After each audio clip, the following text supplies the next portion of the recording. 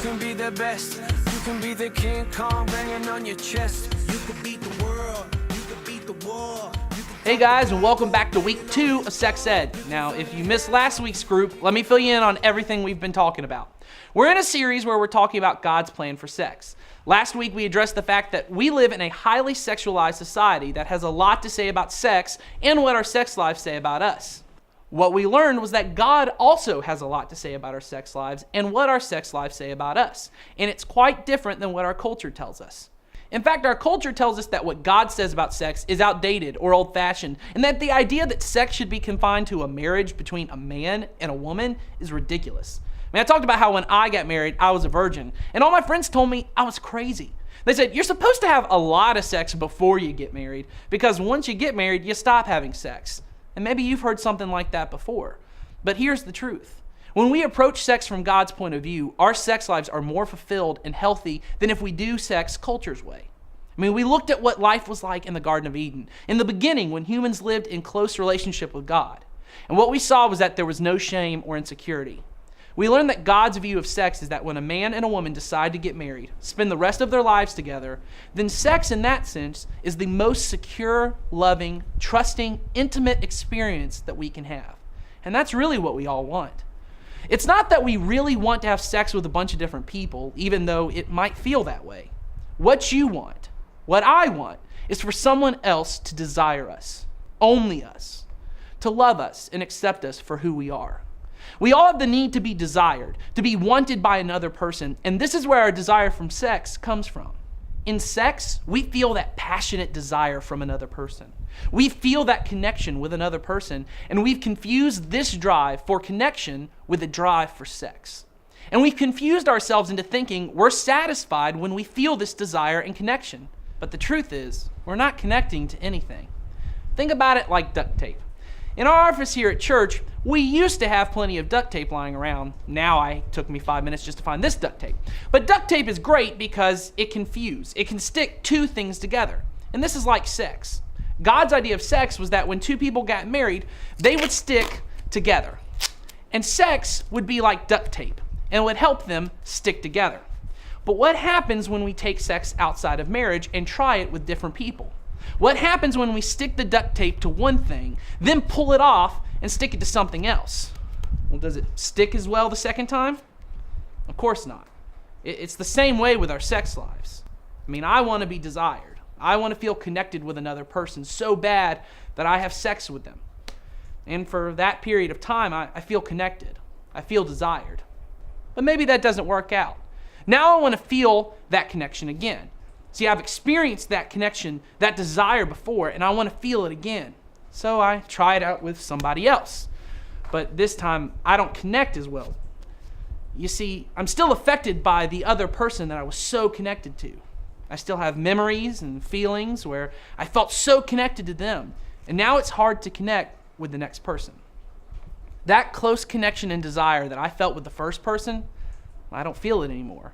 And then sex just becomes about pleasure. It just becomes about what happens to my body. And I'm hollow. Sex doesn't mean as much anymore. And this is why Paul tells us in 1 Corinthians 6:18 to flee from sexual immorality. He says that every other sin happens outside our body, but when we sin sexually, we sin against our body. Paul is saying there's something physically, emotionally, and spiritually that happens to you when you have sex. And when you do it God's way, you're fulfilled and satisfied. You feel connected and desired. But when you do it the way the world tells you, when you have sex outside of marriage, you're not fulfilled or satisfied. The connection isn't what you thought it would be, and you begin searching and searching for that connection. But sexual immorality is more than just the actual act of sex. Paul tells us to flee from anything that is outside of God's plan for sex. So before we move on, let's talk about God's plan for sex and what sexual immorality really is. When the questions come up on screen, pause the DVD, and after you've discussed, press play, and we'll continue.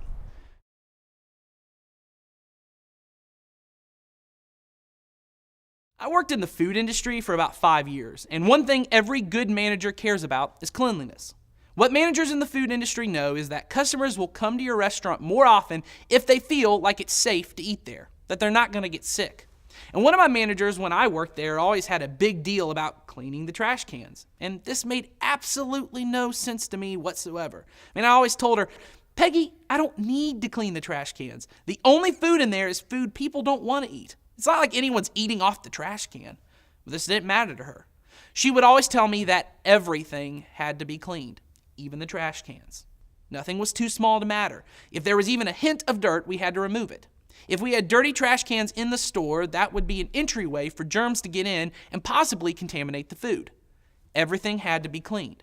Now, once I was a manager, I totally understood this, but at the time, it didn't really make any sense. I mean, everything had to be cleaned, even the things I didn't think mattered. This is the same thought process that many of us apply to our sex lives. I mean, you came to church and you probably thought, look, I know they're going to say, wait till you'll get married to have sex. I already know that. And you might even be good with that. I mean, you might be on board with that, which would make me totally happy, but there is more to this. Wait, more? I mean, God cares about more than just waiting for sex inside a marriage? And before I answer that, let's look at what Paul says about it in Ephesians 5:3. But among you, and he's talking to the church here, there must not be even a hint of sexual immorality, or of any kind of impurity, or of greed, because these are improper for God's holy people. Not even a hint of sexual immorality. Paul is saying that God cares more than just waiting to have sex. God cares about your entire sexual life. God needs you to clean up your thoughts, your heart, and your lifestyle of any kind of sexual immorality. So there's not even a hint of it. Everything has to be cleaned. Everything matters to God. So what does this actually mean? What does it mean to have a life without a hint of sexual immorality? Well, of course, this means that sex only happens inside the context of marriage between a man and a woman. As we learned last week from the book of Hebrews, we learn to honor the marriage bed. We honor it with our actions by waiting for sex until marriage, and we honor it with our words and our thoughts. So this means that we have to control the thoughts that come into our head. The Bible refers to this as lust. And lust is just those thoughts that you have about sex outside of marriage. Those fantasies that you have that include someone who's not your spouse. And since all of you are not married, that means everyone for you. This means no more sexual fantasies, no more playing out scenarios in your head, no more visiting websites or watching movies that lead us to lust. This also means that we control our eyes. This means that whenever an attractive girl or guy walks by, our eyes are not immediately drawn to different areas. We control our eyes. We don't break down a person to a collection of body parts. We don't undress people with our eyes and imagine what they would look like naked. We choose to remove that sexual immorality from our life. This also means that we honor and respect our bodies and the bodies of others. We date in a way that honors God. We set boundaries in our relationships that keep us from going too far. When it comes to respecting our own bodies, this means that we honor God's plan for sex even when we're alone. All of us at a young age get curious about our bodies, and we figure out that there's a way that we can touch ourselves and it feels really good. But here's what happens then. We then combine these actions with lustful fantasies for someone who's not our spouse, and once again, for all of you, that's everyone. Or you combine them with pornography or with thoughts about sex, and this is what we call masturbation. It falls outside of God's plan for sex, so we don't masturbate. Even though this is a normal thing and most everybody's done it, that doesn't mean that it's part of God's plan. Masturbation makes sex totally about pleasure, and as we've already learned, sex should be about much more than that. So masturbation doesn't honor God's plan for our sexuality, and we just remove it from our life. We remove any hint of sexual immorality because it all matters to God. And because areas like lust and pornography are areas where temptation can creep into our minds and hearts and contaminate our lives. When we live out sexual fantasies or view people as just a collection of body parts or as objects, it's that much easier to have sex outside of marriage. God has called us to be His holy people, which means that we are called to live better than being sexually immoral. We're called to see people as children of God, brothers and sisters in Christ, not body parts and objects meant to satisfy us sexually. You're missing out on what God has planned for you when you see people this way and you treat sex this way. God has a better plan.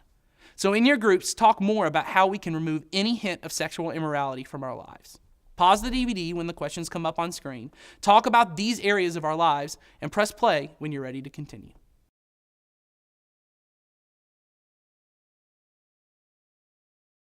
So before we end our group time together today, I want to give you some tools that can help you defeat sexual immorality in your life. And to do that, I want you to look at a story out of the life of David, who God called a man after his own heart. David was someone God treasured, But David messed up in his life just as much as you possibly could. Well, let's look at one story from his life. One evening, David got up from his bed and walked around on the roof of his palace. From the roof, he saw a woman bathing. The woman was very beautiful, and David sent someone to find out about her. The man said, "She is Bathsheba, the daughter of Eliam, and the wife of Uriah the Hittite." Then David sent messengers to get her. She came to him, and he slept with her. Now, what many people point out about this verse is, why in the world was Bathsheba bathing on the top of a roof? But what you have to understand was that this was common practice in that day. Because they didn't have hot water heaters, you'd fill up some water and put the bucket on the top of your house so it would get hot in the hottest part of the day. Then in the evening, you could take a hot bath. The question we really should be asking is, why was David on the roof when we knew he'd probably see someone bathing? This is the first lesson we need to learn when it comes to defeating sexual immorality. Know your triggers. We all have something that triggers our temptations or our fantasies or our lust. David's temptation came about because he was in the wrong place. See, a verse earlier tells us he was supposed to not even be in the country, but he was. David's sin of adultery comes out of David being in the wrong place at the wrong time. Now, maybe this was an accident. Maybe David forgot that people bathed at this time, but that's a problem too. I mean, think things through. If you're tempted to get on a pornographic website when you're home alone, when you know you'll be home alone, don't be home alone. Or if you have to be home alone, choose to stay off the internet or off the computer altogether. If you know what classroom to walk by or what route to take so you pass someone who is really hot, who you might have fantasies about, walk a different way. If you know when you're with certain people you're tempted to make certain comments or jokes, then don't hang out with them. I mean, here's just a general rule. Don't be alone with a person of the opposite sex. I don't care if they're not your boyfriend or your girlfriend. Choose not to be in a house alone with them at all. If you're dating, keep at least 1 foot on the floor at all times. I know it's nice to cuddle and snuggle on the bed, but then when you're on the bed, you might as well get under the covers, right? Keep 1 foot on the floor. Don't lay down on the bed, and no sleepovers. Just don't do it. Know what your triggers are and stay away from them. But here's what I want to leave you with today. I know there's a lot of guilt and shame around all of this stuff because we've all sinned sexually.